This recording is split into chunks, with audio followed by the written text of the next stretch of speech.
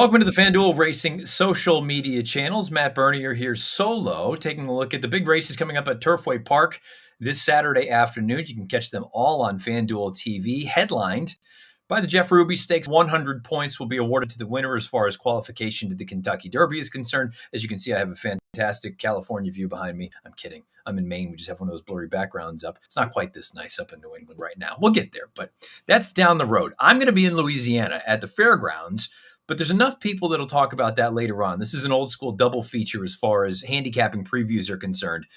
There's going to be a trio that take you through those races in about, 45 minutes time, maybe a little more than that.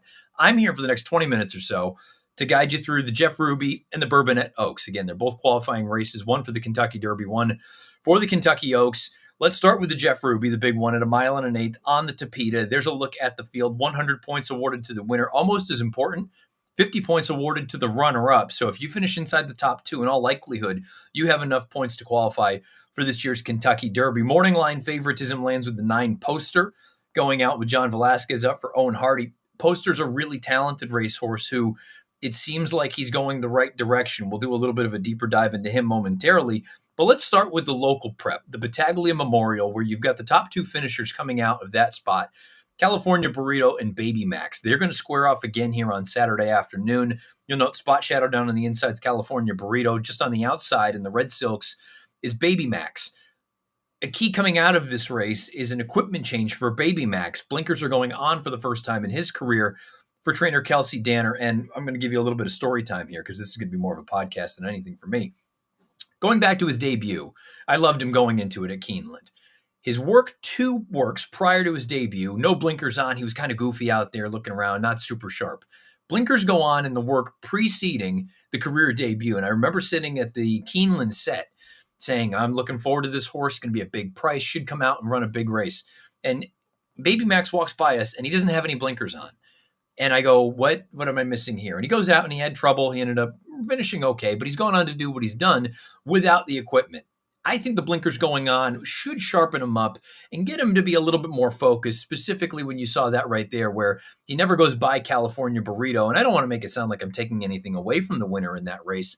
I do think there is more to come for Baby Max, though. And I think the other thing you have to factor in, the way that Battaglia played out on paper, there really wasn't a ton of gas signed on, not much as far as the pace was concerned. This race coming up on Saturday, there is far more speed signed on early. So I think things are going to get much, much more difficult for a horse like California Burrito. And conversely, I think that should work to the benefit of a horse like Baby Max. Now, maybe you don't like either of those horses. Maybe you want to shop around a little bit. And maybe you go to a horse like Flying Mohawk, who, again, I don't want to say is a complete unknown, but this is a runner who will be making the synthetic debut. We're going to go back to the most recent try. This was the 3-year-old start on January the 30th at the fairgrounds for trainer Whit Beckman. Finishes with a flurry. Now, to be fair, did have a big pace to run at this day. The good news is you're probably going to get a similar scenario here on Saturday at Turfway Park. But you have to make a decision on your own. Do you think this is going to be a horse that's going to take to the surface, or was it a product of, you know what, he's a turf horse through and through, with the exception of the yielding try and the run on debut at Saratoga. He's done nothing wrong on the turf. They're just taking a chance here to maybe backdoor their way into a race like the Kentucky Derby. The good news is he's going to be a giant price. He's 15-1 on the morning line. He should be every bit of that, if not more. Charlie's to Blame is a horse that's also going to be trying the surface for the first time. He's coming in from South Florida. He was a winner of the Kitten's Joy in his most recent start, won in gate-to-wire fashion. It's a common theme. Both of his wins have come in gate-to-wire fashion. You see him right there. Luis Saez was aboard this day. He's going to be reunited with Juan Hernandez Saturday afternoon. The concern for Charlie's to Blame is kind of what I touched on with California Burrito, that there is just a lot of speed signed on in this race. I think this could be a pretty lively pace scenario. That's not to say that this horse can't win or is incapable of winning, though. He's done nothing wrong in 3 starts on the grass.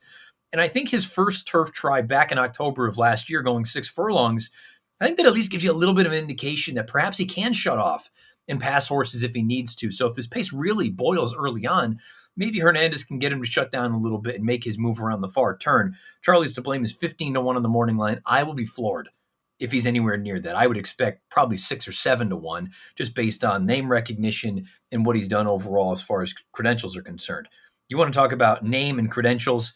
Maybe he doesn't have these in spades, but Final Gambit has the connections. This is a homebred for Juddmonte. Luan Machado will do the riding. for trainer Brad Cox. You can see Spot Shadow with the pink hat right there, winding up on the far outside, coming through the fog and the weather that they were dealing with at Turfway in the middle of February. This was his second try on the Tapeta. The debut on the Tapeta was pretty solid. He was much more forward that day, and then he comes and unleashes this wild run down the center of the racetrack to score by more than 2 lengths. That's the good news, that his 2 Tapeta tries are arguably the 2 best races of his career. The bad news, if you're a figure player, it's kind of hard to make a case for a horse like this at 6-1 because the buyers of 64 and 66, frankly, are miles behind. Now, that's not the end all be all. These are improving horses and they're going the right direction at the right time. But if you're telling me that he's going to be 6-1 with this kind of paper compared to Charlie's to blame with his kind of paper and he's going to be 15-1, I mean, you have to take the 2 every day of the week. I think this is just, again, value is in the eye of the beholder. Maybe some of you that are listening or watching it from home would suggest otherwise and you love everything you've seen from Final Gambit. I have a hard time with a straight face saying that he's a logical contender at 6-1 given what his paper looks like in terms of speed figures. Now, I mentioned a horse like Poster, who is the morning line favorite at 3-1. We're going to go back to his most recent start. This was his 3-year-old debut. It was in the Sam Davis at Tampa Bay Downs. Yes, this was on dirt. Yes, this was against completely different kind of company. No, he's never set foot on the synthetic in his 4-race career. But I think what you saw from him this day is actually quite encouraging because this was a race where the top 2 finishers were the pace setters. They went 1-2 the entire way, those being John Hancock and Owen Almighty. We're going to see John Hancock about, if I'm not mistaken, 20 minutes after this race. So maybe Poster will actually play into the hands of John Hancock when you're trying to compare the form of the Sam Davis. But we've already seen Owen Almighty come out of this race and win the Tampa Bay Derby in his most recent start a couple weeks ago. Far outside, here comes the run from Poster down the center of the racetrack. And to me, he's the kind of horse that, I think he should improve. This was a race that he was the only one making a dent from the back of the pack.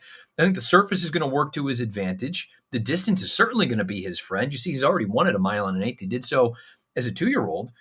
I think there's a lot to like about Poster in here, other than the price.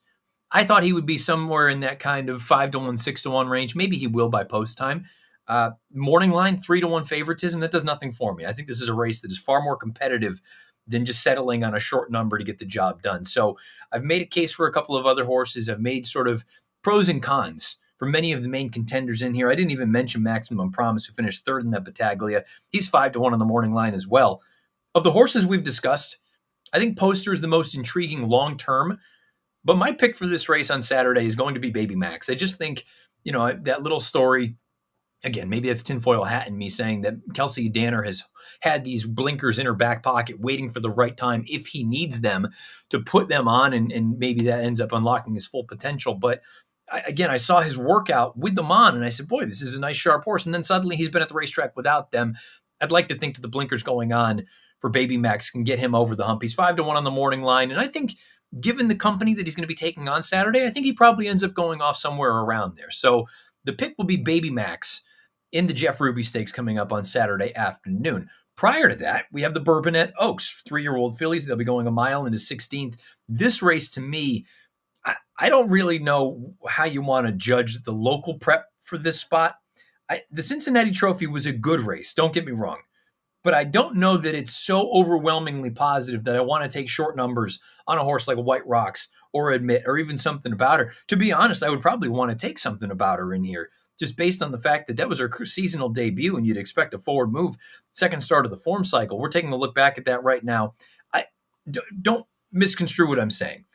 White Rocks is a really nice horse. She's done nothing wrong in her 2 starts here so far after she kind of got through that career debut. The concern would be that there's going to be other pace for her to deal with, and she's had 2 relatively cushy setups out on the front end. Whereas I think a horse like Something About Her, who finished 3rd that day, should take a step forward, with the start under her belt, but more importantly, with a little bit more pace to run at in there. There are a few other fillies in here that figure to figure, that's fun, that should show a little bit of pace. They figure prominently early on.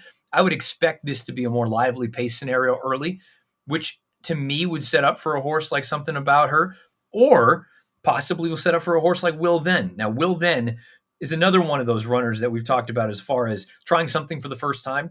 She's not only going to be making her 3-year-old debut, but she's going to be setting foot on the Tapeta first time. You're going back to her most recent run. This was at the end of November at Del Mar when she won the Grade 3 Jimmy Durante and won for fun. Common theme, though, what I was just mentioning as far as the horses coming out of that Cincinnati Trophy. Will then had a wicked pace to run into. I think she's going to get something similar here on Saturday afternoon. This pace can't help but be pretty lively early on. I think Will then can take advantage of that, even with that outside draw. Zealous Moon is the kind of horse that I think you have to let price be your guide in here. Most recently, we're going back to the beginning of February at Gulfstream Park. This is the only try-on synthetic. I don't know that I'm a major fan of the synth-to-synth move. I don't know that I look at Turfway and Gulfstream and say it's apples to apples, but the fact that she's only run on it one time and it happened to be a victory, not a bad thing. You can see her kind of hanging on that left lead. Visually, it wasn't the most appealing performance I've ever seen, but she's proven on a surface similar to the one that she'll run on Saturday, and perhaps that's all you need in a spot like this.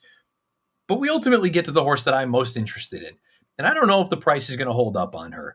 But the 8 Golden Sunshine is the only horse that I really, truly am interested in this race, and I hope I can get something close to that 8-1 that she is listed on the morning line. She just broke her maiden in career start number 6 for trainer Owen Hardy. She's a homebred for Godolphin. She's already struck the front here, and when you watch this tape, she is a horse that is not getting tired at all. If anything, she is finding her best stride. If you look at her last 2 quarter miles in this race on February the 13th, third quarter she went 25 3, fourth quarter 25 flat. I know she's not lighting the world on fire, but she's finishing with interest. And that, to me, at a distance like that, in a race where there's going to be some pace, that big gallop out on her back pocket, I think Golden Sunshine's a major threat in here. It's also worth noting, I think some folks will probably kind of raise cause for pause and say that was her first time with Lasix on and she won't get that in this race on Saturday. I'm more of the opinion that it was first time blinkers. And finally, for a filly who's been bet in every one of her starts, she put it all together with the equipment change.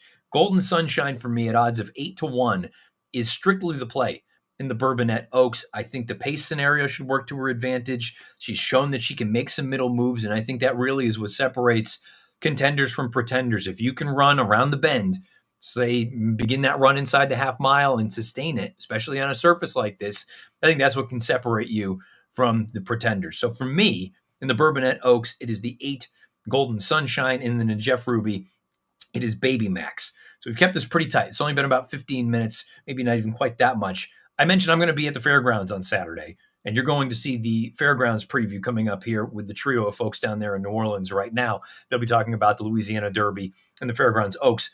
As far as I'm concerned, the Fairgrounds Oaks, I don't have anything brilliant to say. I think good cheer is going to be tough. We're taking a look at the field for the Grade 2 Louisiana Derby. I am going to either look really foolish or I'm going to look brilliant on Saturday. I'm not afraid to say that. I still can't wrap my head around the Risen Star. The figure is so electric and so fast, and only 2 horses have run back. And guess what? They ran 1-2 last weekend at Colonial in the Virginia Derby. But I can't help but go back and look at the chart. And a horse like Vassimo, who's 12-1 on the morning line in this race, looked like for a moment he would run second last around the far turn. And he ends up finishing 4th. We know Magnitude, unfortunately, has been sidelined, but that race seemingly came out of nowhere for him. Prior to that, I believe his career best was an 80 buyer. He runs a 108, runs off the screen. Built makes this big middle move and then flattens out. Now the blinkers go on. I don't usually like to see a change like that coming into a spot like this for a horse who is seemingly in decent form. If you like that race, I think Chunk of Gold is the one that makes the most sense as far as if you're basing it off of the morning line odds, because A, the pace held up for the most part, and B, Chunk of Gold's probably going to be the biggest price of all the horses coming out of the Risen Star. Long-winded way of saying I have more questions than answers about that race. Maybe they'll all run 1, 2, 3, 4, and I'll look silly. I'm not going to use any of them. I'm throwing them all out. I want fresh faces, specifically 2 horses. Down on the inside, John Hancock. The distance, admittedly, I'm not convinced is going to be his friend, but he's done nothing wrong. We already talked about the form of the Sam F. Davis, and we'll find out if Poster continues to flatter that. But I thought it was a tough, tenacious, gutsy kind of performance from a horse who was doing something for the first time, not only taking on winners, but going 2 turns when he won the Sam Davis, that being John Hancock. He should have some other pace that he's going to have to deal with in this race, which may end up being a bit of a bugaboo. But the other horse that I want, and the horse that I'm going to put on top, is the outside runner, the 10, Hypnus. Now, Hypnus won on debut at the Fairgrounds on the Risen Star undercard. He was very impressive that day. Did things very professionally, kind of weaved through traffic. And I say it was the Risen Star. Actually, it may have been the Lecomte, if I'm not mistaken. I don't have the PPs in front of me. Point being, he won on debut for Ken McPeak. Ken McPeak doesn't have his horses cranked up ready to go at first asking. When they win, they do that on their own talent, their own volition. They immediately threw him into the deep end. They ran him at Oaklawn Park in the Rebel, and a combination of circumstances. The trip didn't work out, clearly. He ran into traffic. But to me, it was a lot to ask in a pretty short amount of time. And if he hadn't had the traffic trouble, I think he's at least in with a puncher's chance. That was the only race of the day where you could make up any ground from the back, and it was primarily because they went crazy fast early on. I think they could go a pretty good clip again here in this spot. There are a couple of overmatched pace setters along with John Hancock. They go hard. Hypnus is probably going to sit another decent trip in here. The distance shouldn't be a problem for him. 1.316. I don't know that you're going to get that 10 or 12 to 1 that the morning line would suggest, but even still, if he goes off similar to what he was in the Rebel, I believe he went off at 7 to 1, 7 or 8 to 1, I'm fine taking a gamble on Hypnus in the Louisiana Derby. Saturday is the first of the big days, the first of the 100-point qualifying races as far as qualification for the Kentucky Derby is concerned. We'll begin with the Jeff Ruby, and we'll roll right in to the Louisiana Derby. So while I won't be giving you any of the advice for the Jeff Ruby, Matt Carruthers will be there live on site. That's what this show is all about. If you want the full soup to nuts on both the Louisiana Derby and the Fairgrounds Oaks, stick around here on the FanDuel Racing social channels, because in just a few moments, once those folks are off air down in New Orleans, they're going to hop in here to this forum. I'm going to get out of here because I got to pack bags because I'm headed down there tomorrow afternoon and looking forward to a big day of racing on Saturday, culminating with the main event, the marquee event of the entire Fairgrounds meeting, the Grade 2 Louisiana Derby. A lot of cash on the line. More importantly, a lot of Derby qualifying points on the line. So as far as the Jeff Ruby goes, I like Baby Max. The Bourbonette Oaks, I like Golden Sunshine. And the Louisiana Derby, let's go with Hypnus on the far outside. I'll chat with all of you again Saturday afternoon at the Fairgrounds. Till then, best of luck. Talk to you soon.